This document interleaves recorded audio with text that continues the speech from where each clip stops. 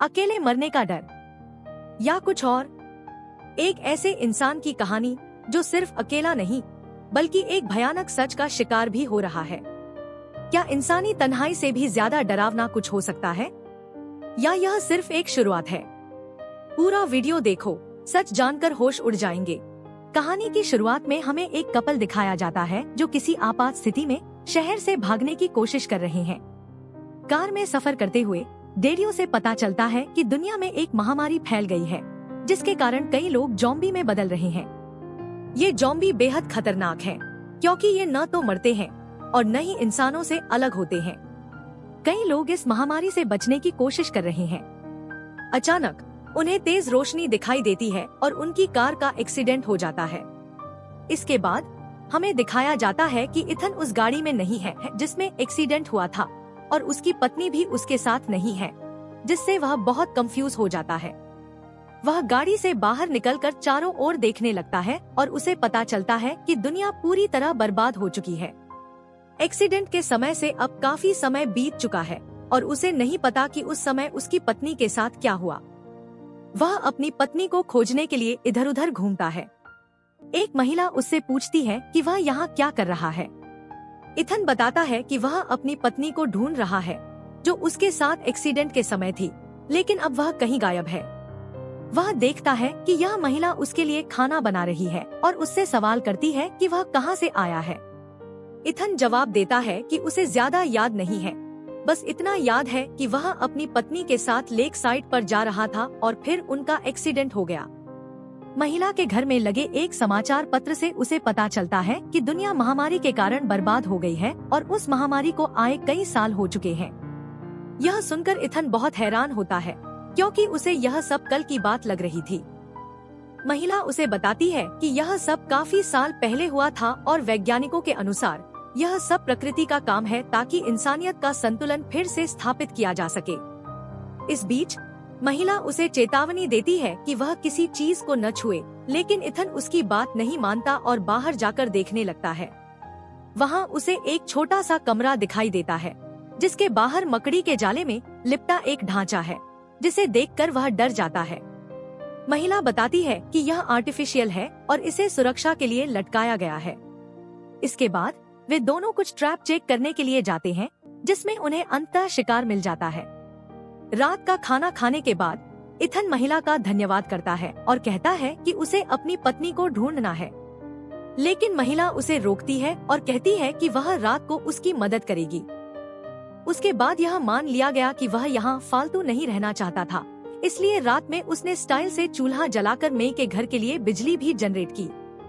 इसके बाद मेई सोने चली गई, लेकिन इथन को सुबह होने का इंतजार नहीं हो रहा था, इसलिए आधी रात में वह खुद मेई की घड़ी लेकर अपनी पत्नी को ढूंढने निकल पड़ा।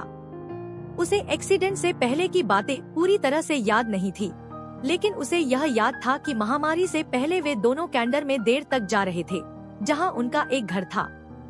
आखिरकार इथन वहां पहुंच जाता है और अपने घर का दरवाजा खोलने की कोशिश करता है, लेकिन वह अंदर से लॉक होता है।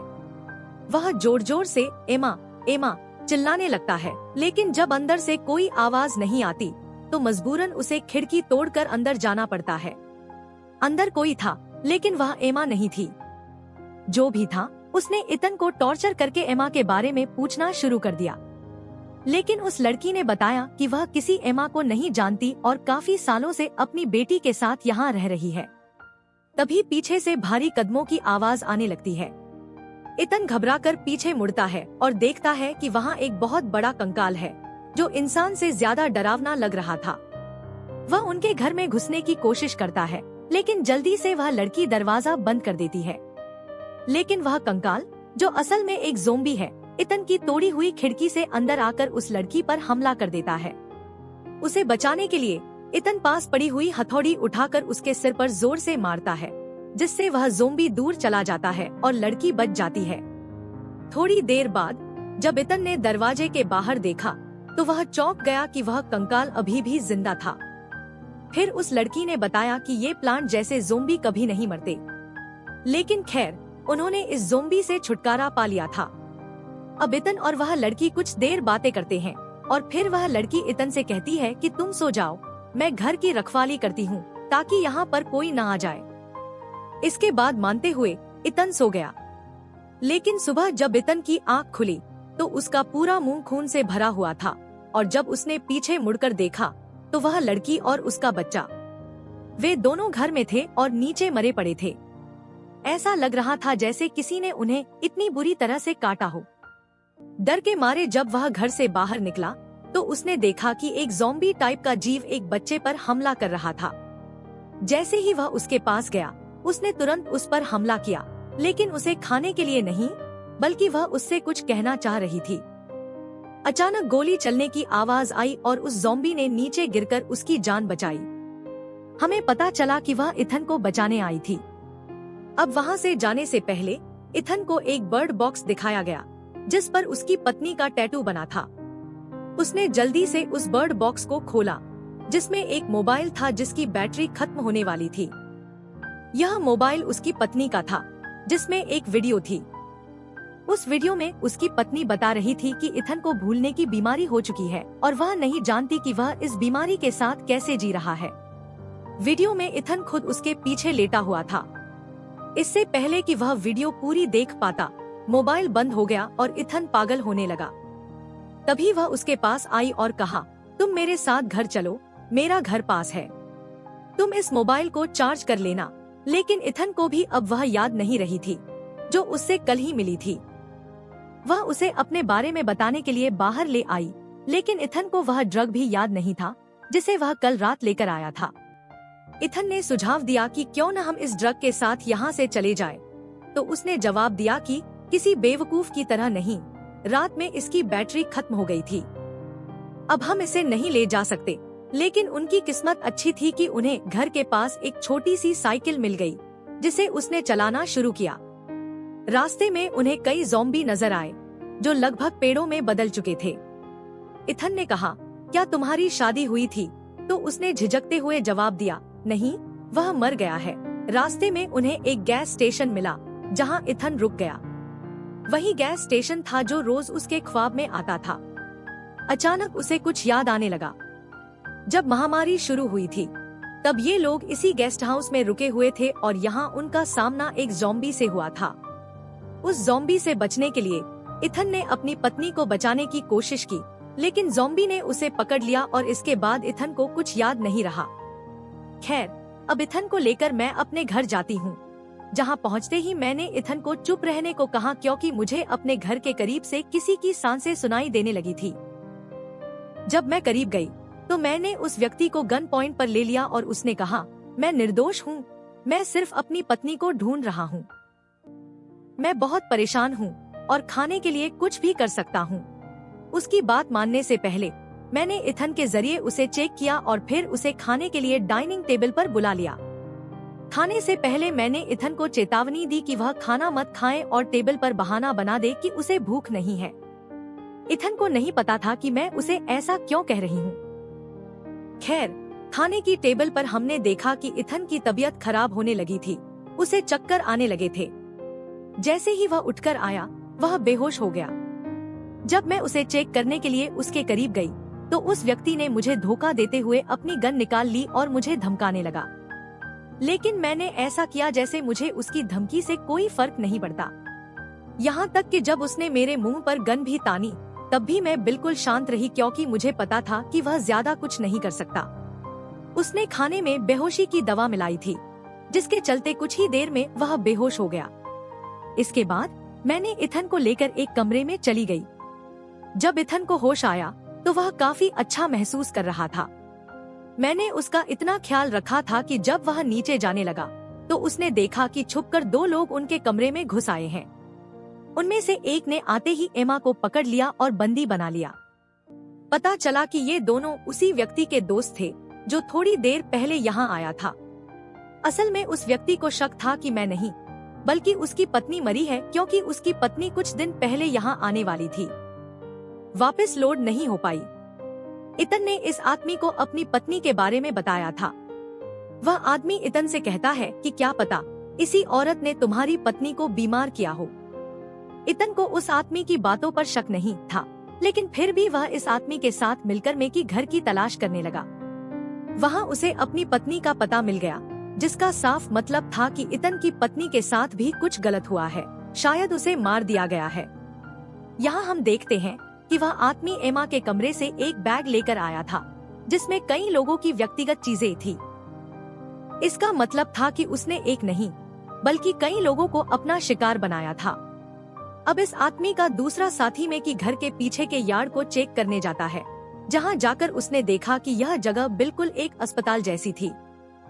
वहाँ उनके लीटर को भी बांध कर रखा गया था।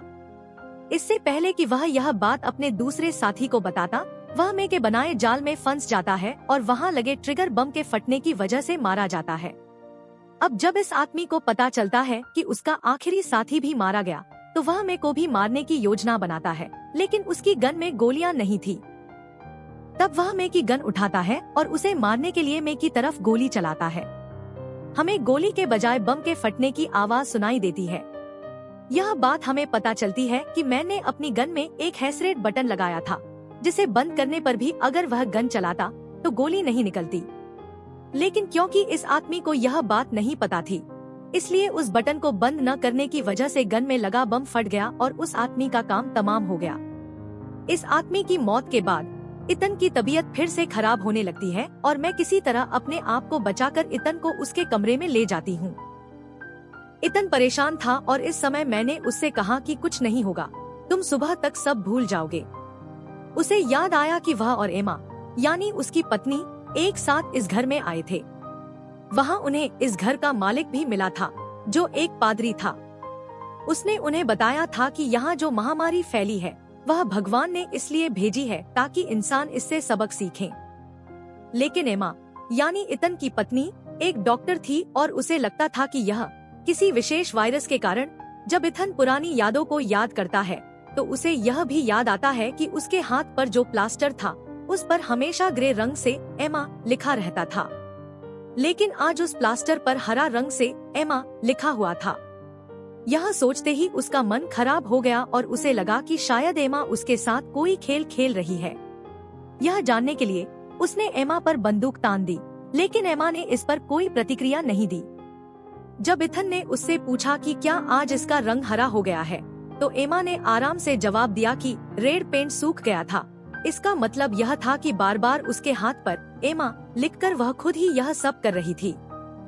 इस समय वह इथन को सच बता देती है कि इथन, तुम जिंदा नहीं हो, तुम मर चुके हो।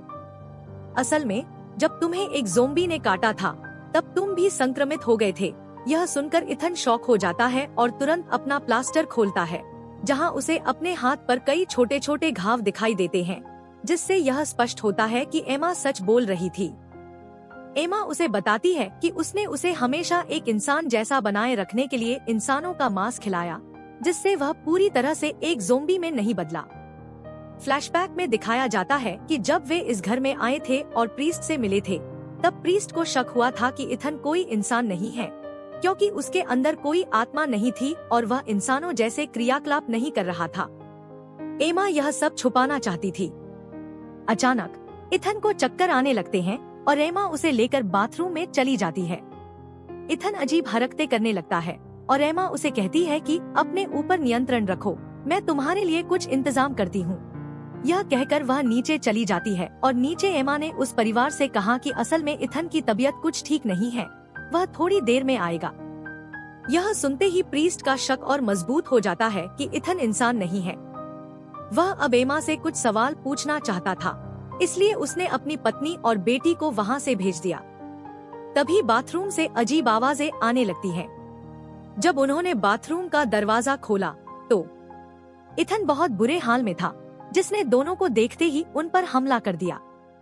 जब उसने अपनी पत्नी की चीख सुनी तो पीट उन्हें बचाने के लिए बाहर जाने लगा। तभी एमा ने पास पड़ी चाकू उठाकर उस पर हमला कर दिया और उसके पेट में चाकू घोंप दिया। इससे पहले कि वह आदमी एमा को कुछ कर पाता, एमा ने अपनी जेब से एक और चाकू निकाला और उसे भी मार दिया। पहले दिखाया गया था कि इथन ने अपनी पत्नी और बेटी को भी मार डाला था।